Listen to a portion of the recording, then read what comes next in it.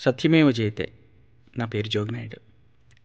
ప్రతి పాడ్కాస్ట్లో మన చుట్టూ ఉన్న సంగతులు చెప్పాను.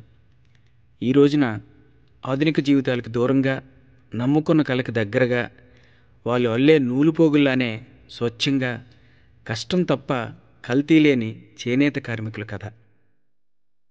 వాళ్ళు వేసే రంగులు కూడా పువ్వులు లేదా చెట్ల నుండి తీసేవే.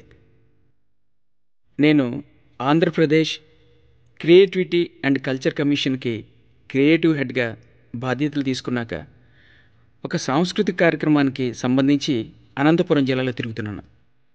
ఆ రోజు కొంతమంది చేనేత కార్మికులను కలిశాను. వాళ్ళ పనిని కూడా చూశాను. అప్పటి వరకు వాళ్ళ కష్టం గురించి వినడమే తప్ప చూడటం మొదటిసారి. పోగు మీద పోగు, పోగు పక్కన పోగు, అలా అమరుస్తూ ఎంతో దీక్షగా వాళ్ళు చేసే పని మీద నాకు చాలా గౌరవం పెరిగిపోయింది.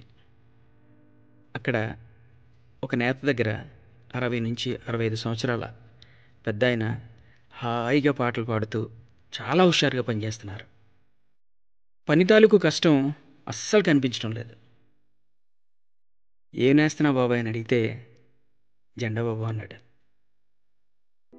పక్కన అలాంటివి ఇంకా చాలా జెండాలు ఉన్నాయి.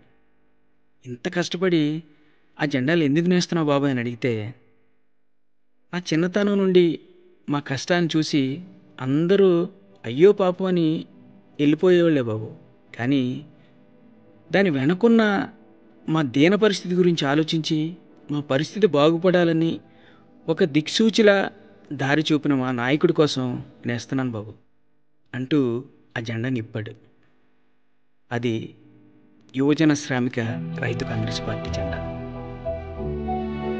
ఆ పెద్ద ఆయన గర్వంగా ఆ జెండాను చూపిస్తుంటే నా రోమాలు ఎత్తిపొడుచుకున్నాయి. మా నాయకుడు జగన్ సార్ జెండా అని గర్వంగా చెప్పాడు.